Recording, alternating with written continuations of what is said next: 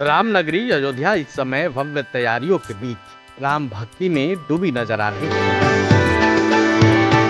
प्रभु राम की नगरी को सतरंगी रोशनी, फूलों की सजावट, साफ सुथरे माहौल से एक बड़े उत्सव की तरह सजाया जा रहा है। आपको मालूम है कि 25 नवंबर को राम मंदिर पर ध्वज फहराया जाएगा, जब देश के प्रधानमंत्री नरेंद्र मोदी अयोध्या पहुंचकर राम मंदिर के शिखर पर धर्म ध्वज की स्थापना करेंगे। इस ऐतिहासिक मौके पर कई बड़े नेता भी शामिल होंगे।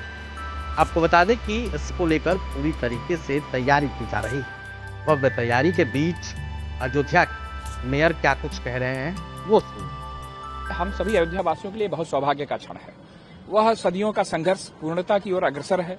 राम मंदिर निर्माण अपनी पूर्णता की ओर अग्रसर है और हमारे आदरणीय प्रधानमंत्री जी ध्वजारोहण के साथ इस पूर्णता को संपन्न करेंगे। आनंद का क्षण है, उत्साह का क्षण है, उमंग का क्षण है और हर अयोध्यावासी उसमें अपनी भूमिका निभाने के लिए उत्सुक है। स्वच्छता के दृष्टिकोण से, साफ सजावट के दृष्टिकोण से हम लोगों ने बहुत से प्रयास किए हैं और ये पहली बार इस तरह से हो रहा है कि जनसंवाद के माध्यम से एक स्वच्छता का मूवमेंट जैसा अयोध्या में दिख रहा है। पूज्य साधु संत, होटलर्स, रेस्टोरेंट संचालक, जितने हमारे ई रिक्शाज के लोग हैं, जितने हमारे स्ट्रीट वेंडर्स हैं, सबसे कहीं न कहीं संवाद किया गया है और सब अपनी भूमिका निभाने के लिए इस उत्सव में तैयार हैं। एक महा उत्सव, जैसे घर में उत्सव में की भावना होती है ना, तो हर व्यक्ति अपनी भूमिका निभाना चाहता है, स्वच्छता करना चाहता है, अपना कुछ रोल अदा करना चाहता है।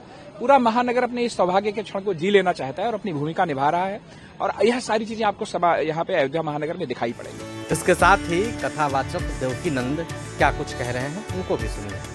देखना कैसे, आई एम हैप्पी।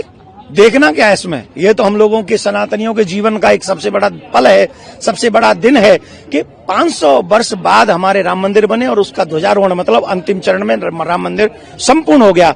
मैं फिर कह रहा हूं, ये सनातनियों के लिए स्वर्णिम युग है और हम सब सनातनियों को मोदी जी का धन्यवाद देना है।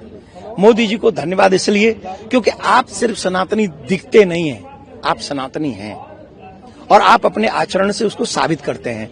राम मंदिर की प्राण प्रतिष्ठा हुई, मोदी जी आए, ध्वजारोहण हो रहा है, मोदी जी आ रहे हैं। ये वो सनातन है जिसमें हमारा राजा सनातन को सिर्फ दिखाता नहीं, मौन नहीं रहता, सनातन का दर्शन कराता है। तो यथा राजा तथा प्रजा, जैसा राजा होता है वैसी प्रजा होती है। तो बहुत बड़ा दिन है, हम सभी सनातनियों के लिए बहुत बहुत शुभकामना, सभी सनातनियों के लिए।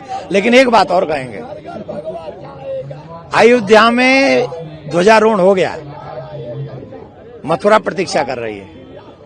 मथुरा प्रतीक्षा कर रही है कि मथुरा भी मंदिर बने, कृष्ण भूमि का मंदिर बने और वहां भी ध्वजारोहण हो।